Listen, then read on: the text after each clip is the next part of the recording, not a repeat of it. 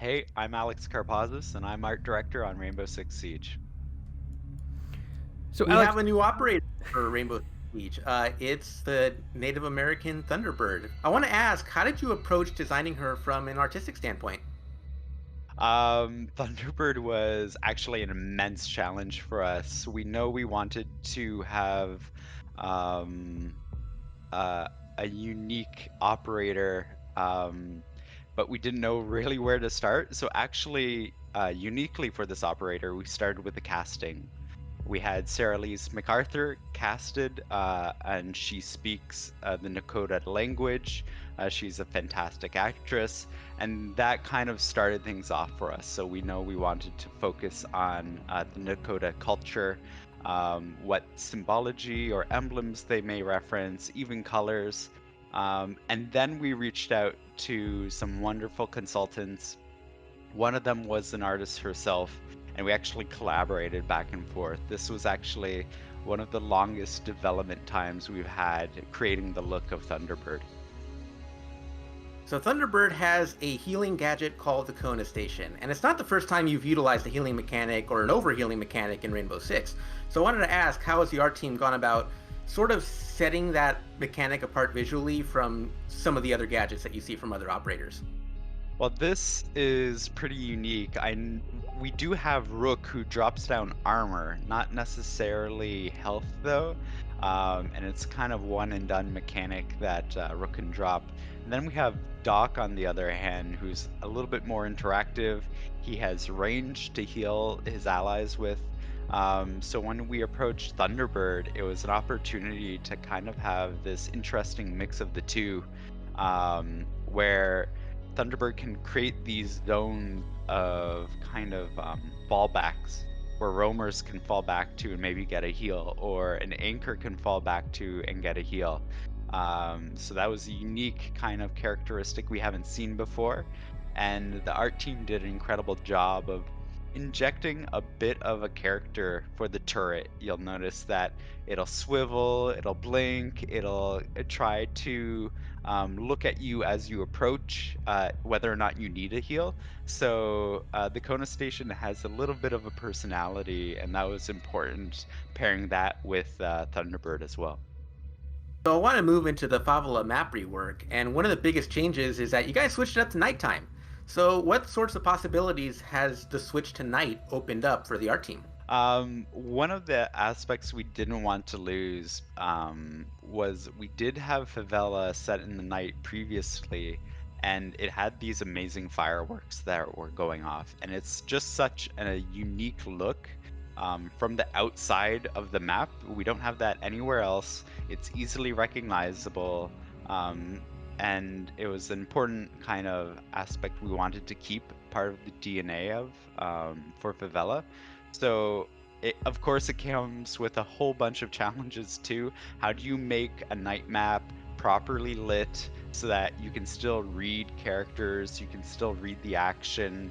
Our lighters have done an incredible job. Our map team has done an incredible job making sure that this kind of new reworked favela works really well for any kind of competitive challenges that we have that we initially looked at when setting it during the nighttime.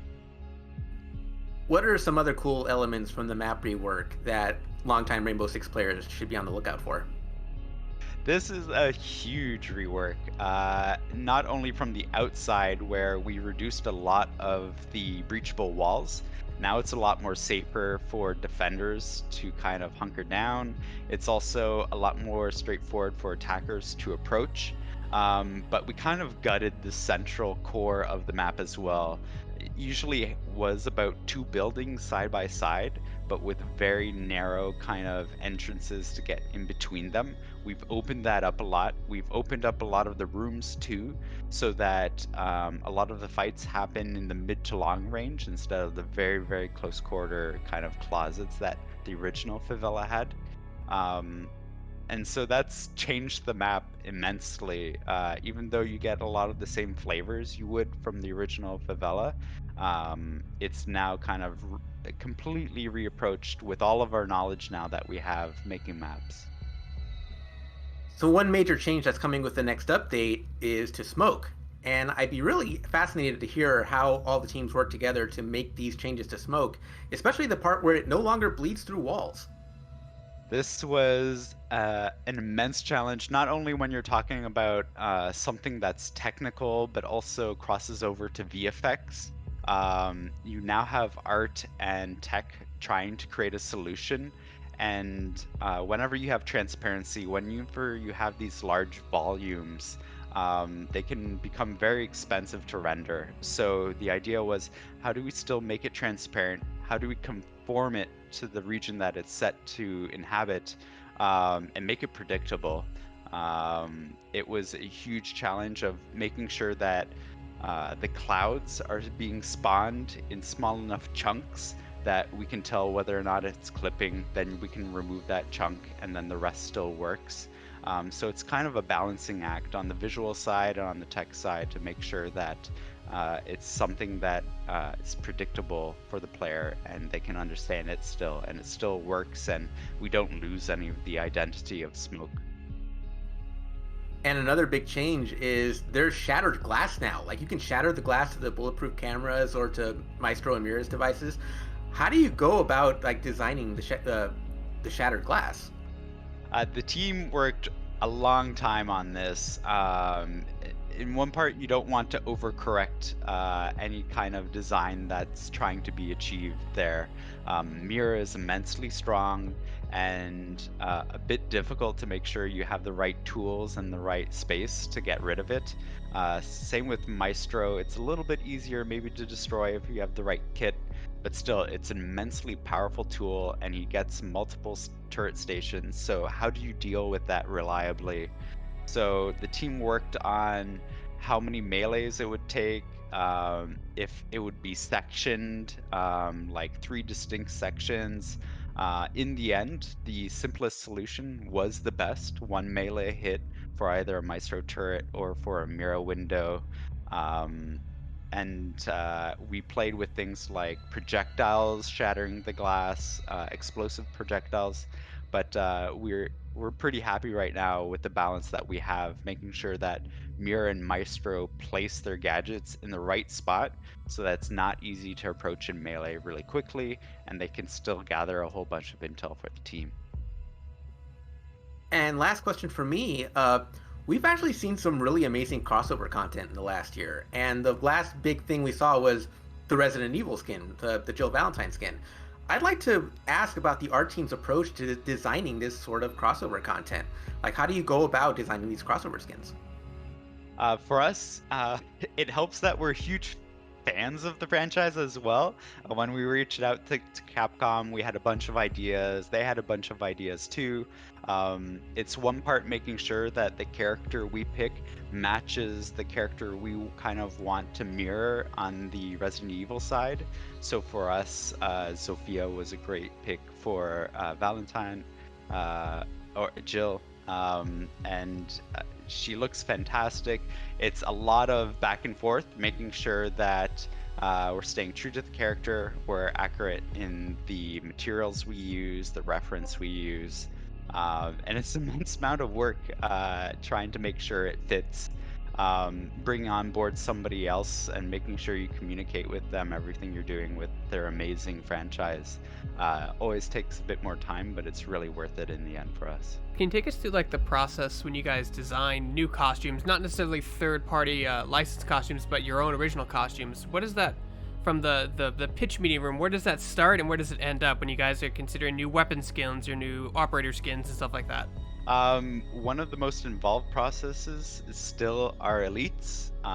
We usually have a sync between a lot of the concept artists, the universe team. We want to pull something from their past or something that is very close to them, what they do, their skill set, and try to incorporate that into an elite skin.